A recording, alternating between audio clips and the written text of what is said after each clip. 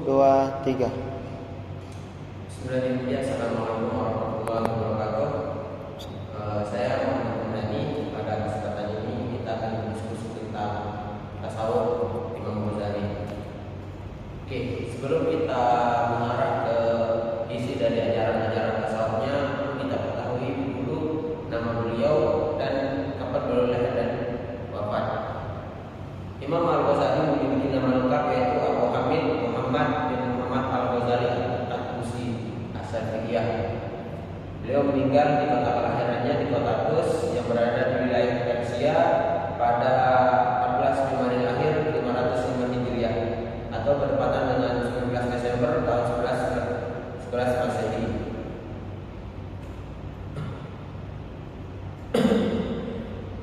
Terus adapun Imam Ghazali memiliki corak tasawuf tersendiri, yaitu dia tasawufnya itu melalui pendekatan psikomoral yang lebih mengutamakan pendidikan moral. Hal itu dapat kita lihat dari beberapa karyanya seperti Ihya Ulumuddin, Minhajul Abidin, Mizanul Aman, Al-Bidayah, terus Mirajus Salikin sama Ain Al-Walad. Itu adalah beberapa karya yang menulis yang tulisannya dalam kajian tasawuf. Adapun menurut Imam Ghazali, tasawuf itu dimaknai sebagai keikhlasan kepada Allah dan pergaulan yang baik dengan sesama manusia. Ada beberapa unsur yang ditekankan oleh Imam Ghazali. Yang pertama, hubungan manusia dengan Tuhan dan hubungan manusia dengan Tuhan dan hubungan manusia sesama manusia.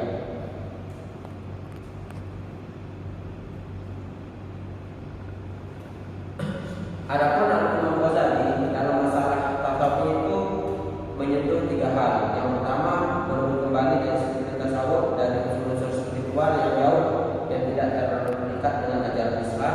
Terus berikutnya mensistemasikan moderasi dalam keseimbangan antara nilai fikih tasawuf. Terus yang terakhir menetapkan tasawuf sebagai aspek spiritual doktrin Islam. Maksudnya dari ketiga ini adalah menjadikan tasawuf itu sebagai orientasi di dalam kajian pendidikan Islam. Oke. Adapun untuk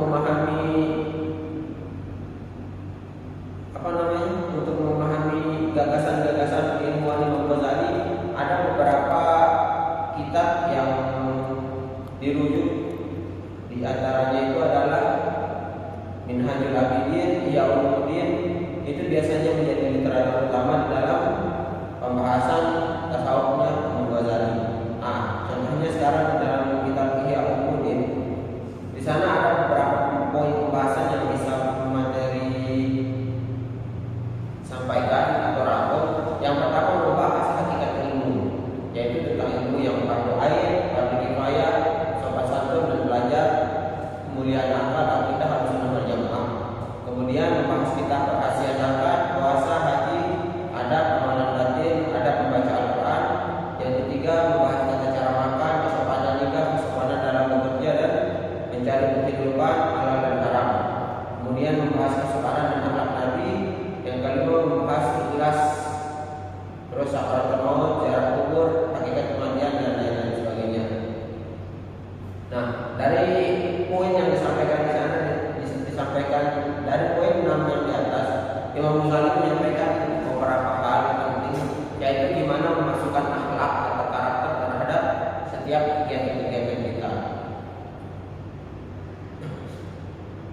Adapun pemikiran tasawuf Imam Ghazali itu dibagi menjadi beberapa hal, dibagi dalam beberapa fase. Yang pertama ada namanya jalan atau thoriq. Di dalam thoriq atau jalan yang disampaikan oleh Imam Ghazali itu ada beberapa makam yang harus dilalui oleh seseorang sebelum menjadi seorang sufi. Yang pertama ada namanya jalan tobat, terus sabar, kemudian kefakiran, terus masuk ke afalul qulub yaitu zuhud dan tawakal. Baru di titik terakhir yaitu akan mencapai titik marifat. Oke, marifat. Adapun marifat itu adalah hasil dari atau tujuan dari beberapa langkah-langkah yang sudah kita lakukan.